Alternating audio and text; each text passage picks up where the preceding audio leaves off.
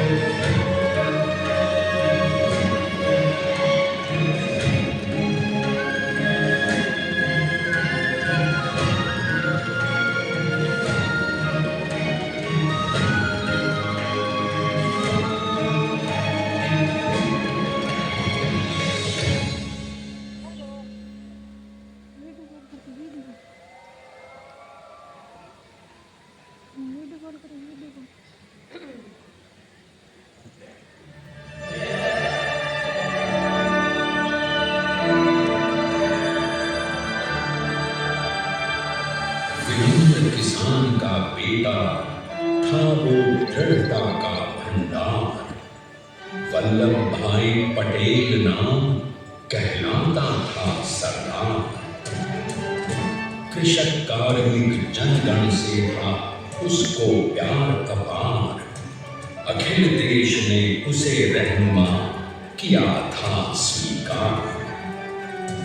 गांधी बापू का शिष्य, सत्य अहिंसा का अवतार, किंतु एक भारत करने को धर लेता हथियार।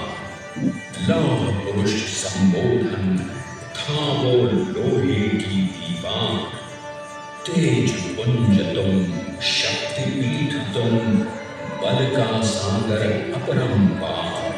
ऋणी देश का नम्र नमन तुम स्वीकारो सरदार।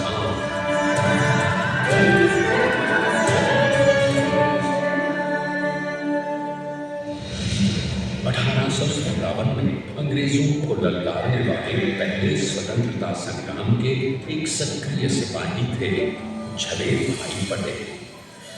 करमसद गांव के इस बहादुर देशभक्त किसान और उनकी पत्नी लाडबाई के 5 बेटों और 1 बेटी में से चौथे पुत्र थे वल्लभ भाई। बालक वल्लभ ने करमसद के बाद नडियाद से अपनी हाई स्कूल की शिक्षा पूरी की। फिर 13 साल की उम्र में उनकी शादी भी हो गई, छोटी सी झवेर बाई से। 2 बच्चों, बेटी मणि बहन और बेटे टाया भाई को जन्म देने के बाद झवेर बाई असमय ही चल बसी। सदी बदलने और 20वीं सदी आने पर उनका जीवन भी एक चमत्कार की तरह बदला। पीडर का इम्तिहान पास करके वो वकालत करने लगे। पहले गोधरा, फिर आनंद और उसके बाद अहमदाबाद में। मगर जल्द ही वकालत छोड़कर वो बैरिस्टर बनने की इच्छा से इंग्लैंड चले गए। लंदन में बैरिस्ट्री में अव्वल आने और वजीफा जीतने वाले वो अनोखे भारतीय थे। तो अहमदाबाद की वरिष्ठ अदालत में बैरिस्टर पटेल की जिरह और चीतों की धूम मच गई।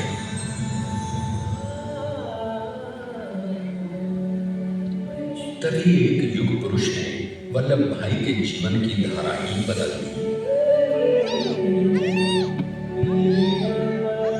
दक्षिण अफ्रीका में सत्याग्रह के गोरे शासकों को सबक सिखाकर भारत वापस आए बैरिस्टर मोहनदास करमचंद गांधी से मिलकर वल्लभ भाई ने अपने कुछ वर्षों से सीखे विदेशी व्यवहार और संस्कार हमेशा के लिए त्याग दिए और अब वो अपने खेड़ा के किसानों को हक दिलाने के लिए बापू के साथ आंदोलन में कूद पड़े। अब उनके पैरों में जूते नहीं, गांवों की धूल थी। हृदय में भारत भूमि की शस्य श्यामला धरती, मन में थे गांधी और मस्तिष्क में एक नए स्वतंत्र भारत का सपना।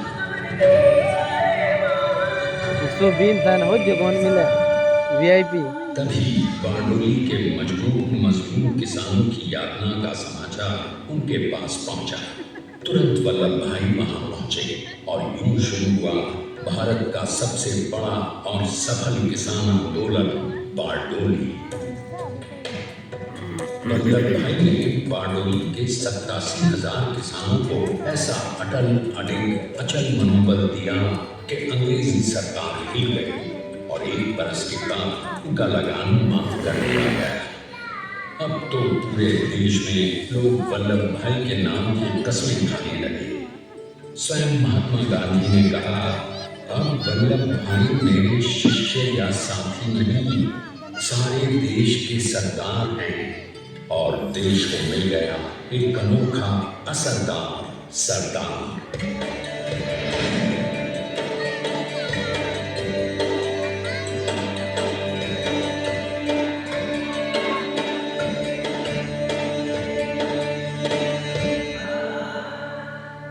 सरदार पटेल के नाम और देशभक्ति से अंग्रेज डर कर कांपने लगे। 1930 के नमक सत्याग्रह और दांडी कूच में वो बापू से भी पहले गिरफ्तार किए गए। तो सन 1932 में फिर उन्हें बापू के साथ ही जेल में 2 सालों के लिए डाल दिया गया। मगर आजादी के दीवानों को, स्वतंत्रता के परवानों को कौन गिरफ्तार कर पाया है? जेल से छूटते ही सरदार को कांग्रेस के नए राष्ट्र अध्यक्ष पद पर चुना गया और उनकी सरपरस्ती में राष्ट्रवादी भारतीयों ने तमाम ब्रिटिश सूबों में जीत हासिल कर वहां अपनी स्थानिक सरकारें बनाई। किंतु सरदार का सपना केवल सरकार बनाना नहीं था।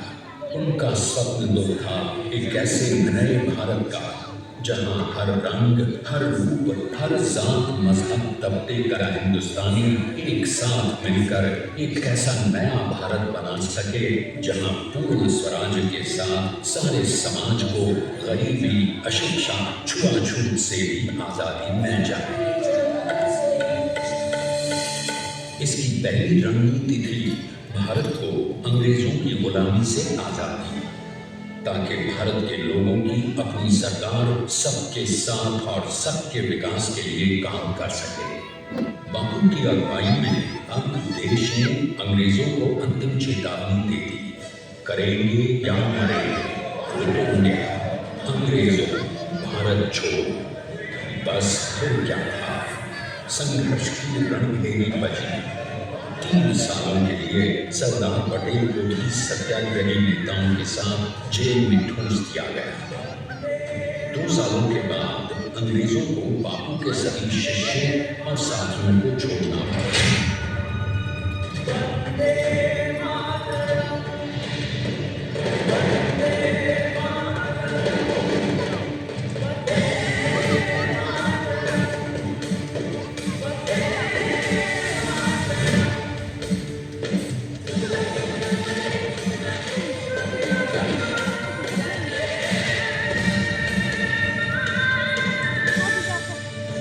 स्वतंत्रता के स्वप्न के सच होने के साथ अब सरदार पर कई एक नई जिम्मेदारियां थी।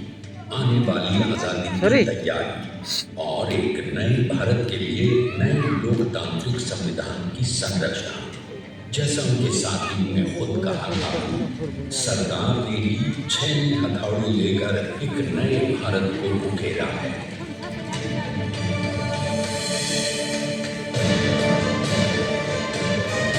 स्वाधीनता तो प्राप्त हुई, लेकिन खंडित भारत में लौटते विभाजनवादी अंधकार को अभी दूर करना था।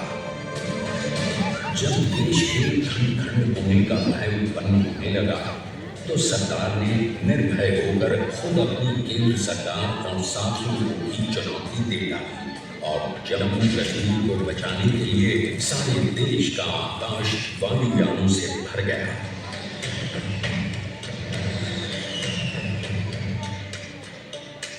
और फिर हैदराबाद और जूनागढ़ के भारत में विलयीकरण को पाकिस्तान से चुनौती मिली। सरदार चाहते थे कि देश की 1 इंच धरती अब और विभाजित नहीं होनी चाहिए।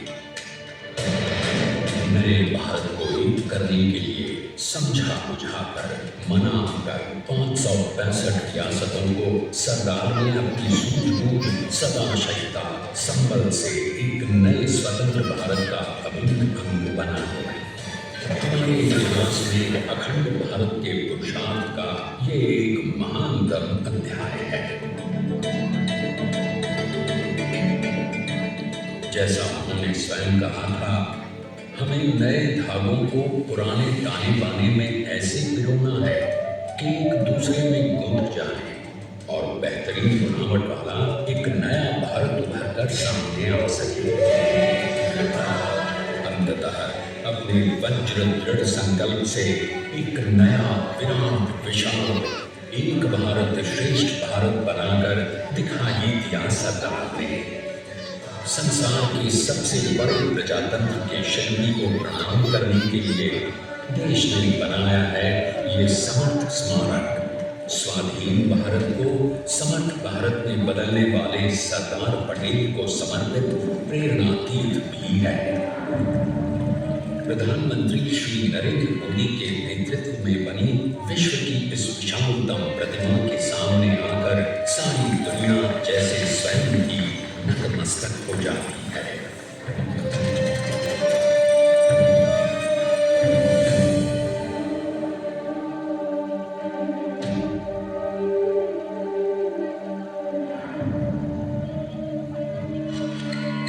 देश को बना गया वो अमित अटल, बना सका उसे न कोई शत्रु दल। चट्टान के समान सा पुरुष प्रबल, स्वदेश का सम्मान है, पटेल तो स्वदेश का सम्मान है, पटेल तो स्वदेश का सम्मान है, पटेल तो स्वदेश का सम्मान है।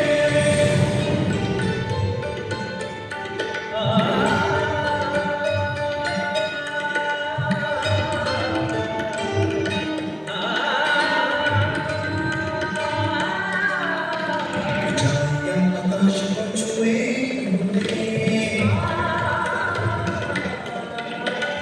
गहराइयों समुद्र की में, कदम अनेक जमीन पर जमे हुए, पटेल अपनी आन बान शान है, पटेल अपनी आन बान शान है, पटेल तो स्वदेश का सम्मान है, स्वदेश का सम्मान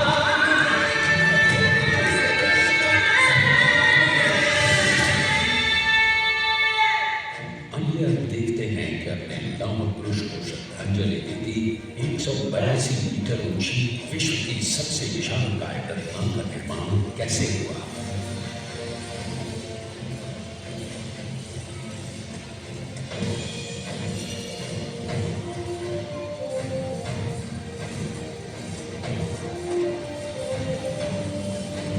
गगनचुंबी इस अद्वितीय अभूतपूर्व प्रतिमा को बनाने के लिए सबसे पहले नदी पर 4500 क्यूबिक मीटर का क्राफ्ट बना और फिर सीधा 600 फीट का कंक्रीट का वॉल बनाया गया।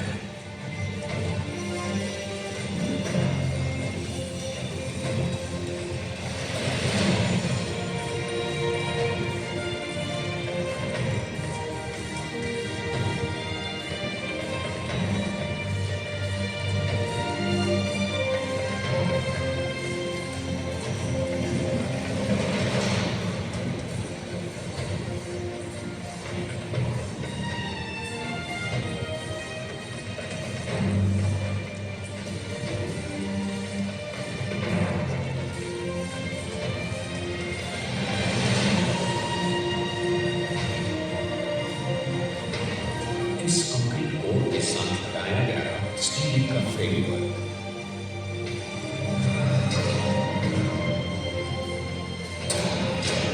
और इस फ्रेम पर 6500 ब्रॉन्ज के पीसेस लगाए गए।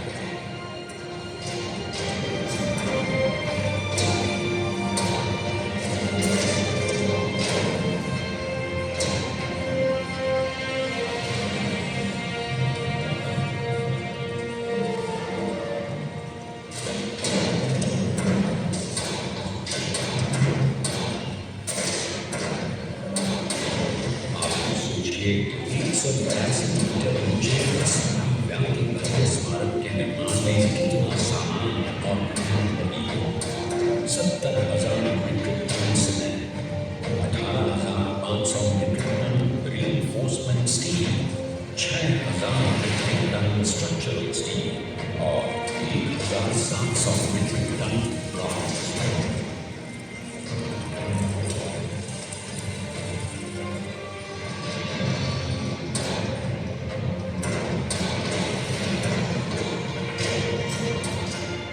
स्टैच्यू ऑफ यूनिटी आज एक वर्ल्ड आइकॉन है और इसे मुमकिन बनाने में 1 सेकंड भी ब्रेक लिए बिना देश भर ने 24/7 काम किया। 250 से ज़्यादा इंजीनियर, 4,500 से ज़्यादा स्किल फोर्स और कई लाख मानव। हम गर्व से कह सकते हैं कि कुल मिलाकर स्टैच्यू ऑफ यूनिटी के निर्माण में 95% माल सामान, मजदूर, इंजीनियर्स और एक्सपर्ट्स थे भारतीय। जानते हैं कि 182 मीटर ऊंची इस भव्य प्रतिमा को बनाने में कितना समय लगा? डिजाइन के लिए 12 महीने और निर्माण के लिए 34 महीने, यानी कुल मिलाकर केवल 46 महीने।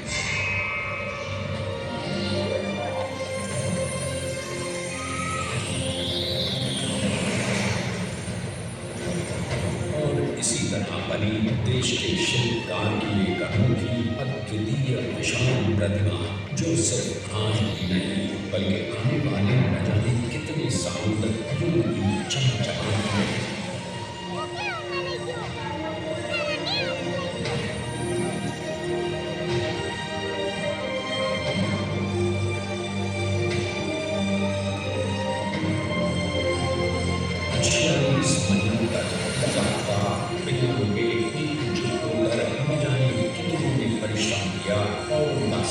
भारत की 1.25 करोड़ जनता और तभी मुमकिन हो पाया एक ऐतिहासिक निर्माण जो आज कहलाता है भारत की नई पहचान, स्टैच्यू ऑफ यूनिटी, विश्व की सबसे ऊंची प्रतिमा।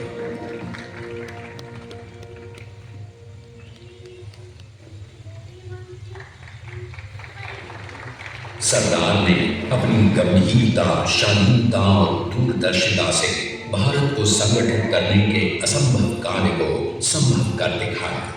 आइए आज हम सब उन्हीं की महिमा में विश्व के सामने एक उदाहरण रखें, क्योंकि ये ही भारत को श्रेष्ठता के मार्ग पर ले जाएगा। हमारा कर्तव्य है, हमें निश्चय कर लेना चाहिए कि हमें हिंदुस्तान में जितने लोग सबको मिल के भाई भाई की तरह रहना। स्टैच्यू ऑफ यूनिटी एकता की प्रतिमा और श्रेष्ठता का प्रतिबिंब है। एक पहल है इस अखंड भारत को श्रेष्ठ भारत बनाने के सपने को पूरा करने के लिए। एक पुकार है हम सबको एकजुट होने के लिए। एक आंदोलन है भारत को सबसे आगे ले जाने के लिए, श्रेष्ठ बनाने के लिए। आपके योगदान और विश्वास से ही बनेगा एक भारत श्रेष्ठ भारत। एकता का संदेश है कि भाषा अनेक, भाव एक, राज्य अनेक, राष्ट्र एक, पंथ अनेक, लक्ष्य एक, बोली अनेक, स्वर एक, रंग अनेक, तिरंगा एक, समाज अनेक, भारत एक, रिवाज अनेक, संस्कार एक, योजना अनेक, मकसद एक, कार्य अनेक, संकल्प एक, राह अनेक, मंजिल एक, पहनावा अनेक, सीमा एक, चेहरे अनेक, मुस्कान एक। ये एकता का संदेश लेकर के हम चले। और भाइयों बहनों, ये भारत की विशेषता है, विविधता में एकता। यही भारत की विशेषता है।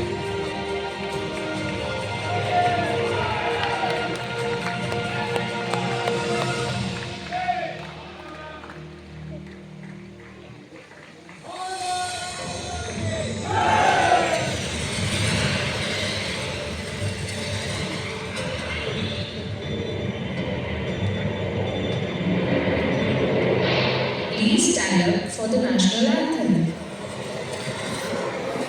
ઊભી છે.